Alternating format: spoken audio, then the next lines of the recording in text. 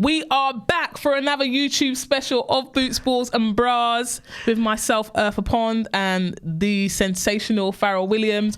We are heading straight over to North London because there was another derby. Another upset this week. Last week Chelsea, this week Arsenal. I don't think we can start anywhere other than what's wrong with North London, man? Anywhere other than North London. And I think we had a question come in from Megan Chavez. And I think this kind of sums it up. It says, do we agree with Jonas's changes at the end of the game with 5, arguably 6 strikers on the field? She said that we're missing key midfielders to link up play and fell into old habits, just putting loads of crosses into the box. But analysis, BBC pundit. It was on Sky at the weekend, but I didn't want to say. But yeah. No, listen, this blows my mind that they've gone and dominated, the champions a week before and then come and, they dominated Tottenham in terms of chances created, entries into the final third, crosses, as you say, which have been Arsenal's success this year. So as an Arsenal fan, I'm surprised that they're being negative about the amount of balls that are put into a box, and actually most of their success has come from wide areas this year. So that's a bit surprising, the question coming in there. But to dominate a game like that, I mean, what was it? 31 attempts at goal, only 8 on target, but didn't convert 1. Yeah.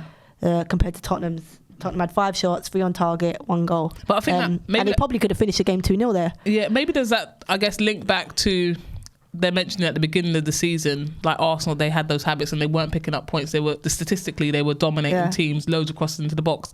I guess where they've changed it and started playing through the different parts of the park and able to gain goals not just from crosses has seen them get success over the past couple of months. So I guess maybe that's what they're referring to, because actually when they were dominating teams statistically, loads of crosses in the box, they just weren't finishing. When they started to play a bit more, that's when they started to pick up more points. But I think, I don't know, does the change in the mid, obviously Conti Cup, they were 2-2, ended up winning on penalties. I was surprised at that result as well, Herf. Exactly. I was really surprised.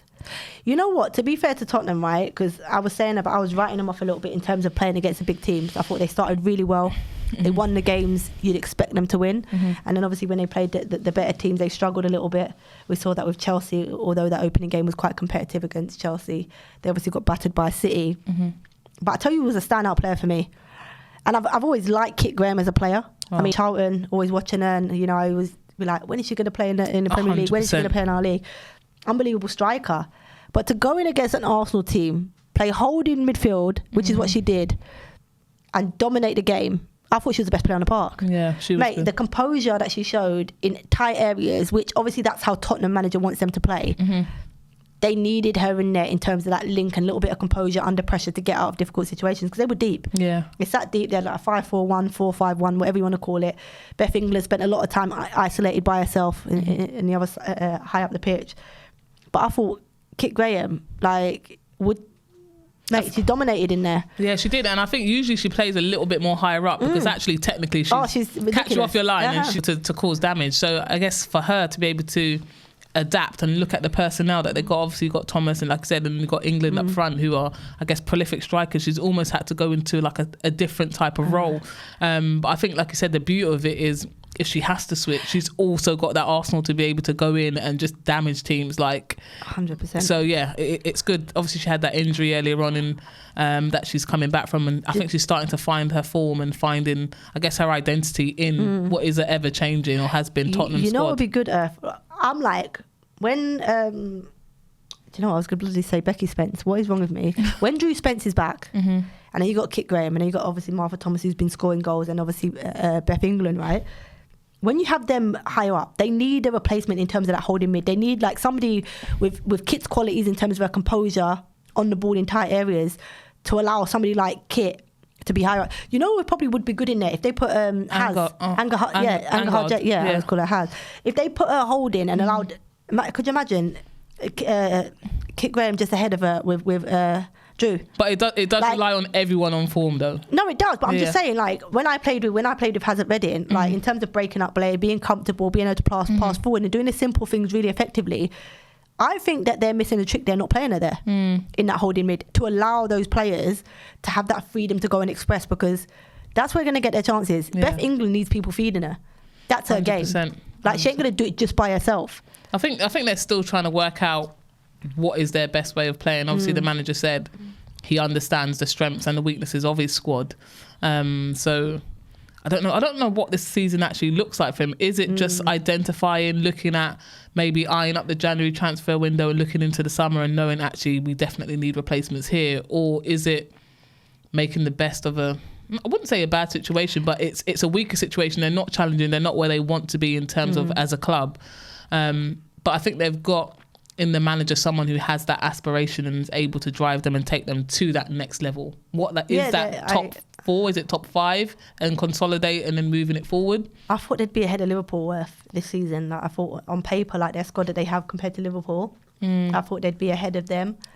But I think the manager has something to do with that. I think they could pick up points. I think they have time in terms of that to pick up. Yeah, the manager's changed the whole dynamic. No, but I mean in terms of like ahead of Liverpool, like someone who's played under Beardy and has been around. Oh yeah, Beardy knows the game. Like literally, he's able to like ramp up any team into like believing they are meant to be on that pitch. He almost obviously started at Charlton, and it always has those sort of tendencies of that Charlton team where no matter what the name is on the back of the shirt, if you go and execute this plan well and you do it with urgency, we can always get points out of the game. So I think that's maybe what they haven't got in terms of like knowing the English Football League culture, and that's maybe the difference in terms of Liverpool nicking points and coming from behind and sticking to the game plan rather than the talent that's like actually on the pitch. It's true. But Arsenal, mate, like it's, you know what? It's so difficult. Like, it must be so frustrating. Like, their squad's ridiculous. Like, genuinely, how they've lost that game. Like, how do you get it so tactically right against Chelsea? And they were clinical. Of course, if you go back again, we spoke last week about sometimes I don't like looking at the stats, because if you used to look at the stats, it would look like an even game between themselves and Chelsea. 100%. But actually, they dominated. But when you look at the chances they had last week against Chelsea, they were clinical. Yeah. That was the difference. They were more clinical than Chelsea. Now, if you look at the stats this weekend, Spurs have been more clinical. Yeah. Tottenham, sure. The fact that they've had eight attempts at goal and they haven't scored one, like with 31 attempts at goal worth, that's a lot. That's dominant. Like, area, like in terms of even like their pass percentage was good, over 544 passes, 85% pass completion, not bad. It's the finishing though, right? End product. And when you get that right, we saw how they dominated Chelsea when it gets right, but it's about too often it's not right. You know what's funny? It was because when I watch Arsenal sometimes, and especially the way Russo plays, when she comes deep, obviously there's not really many advanced runners, right? But when the ball's in wide areas and she's in a box, there's times where I look and I think, why haven't they delivered it early? But I spoke to somebody at Arsenal in terms of like what Jonas likes, and I told you that risk reward in terms of like, if it's a cost that's definitely going to create something, they're to do it. If not, they recycle. And there's times where I think that like maybe giving that information makes players hesitate a little bit in terms of, what's the best thing to do? Do I be on the back line, or am I going to recycle? And I think they get that wrong sometimes. Their decision making around early deliveries compared to recycling is wrong, and that's where they lose, clearer cut chances. Yeah, and that's where Tottenham got their goal, right? In terms of dribbling, played it into that corridor, and first time, like Martha was just mad execution though. Mad, like, I don't know how she went with the outside of it, like the left foot. I don't know, like.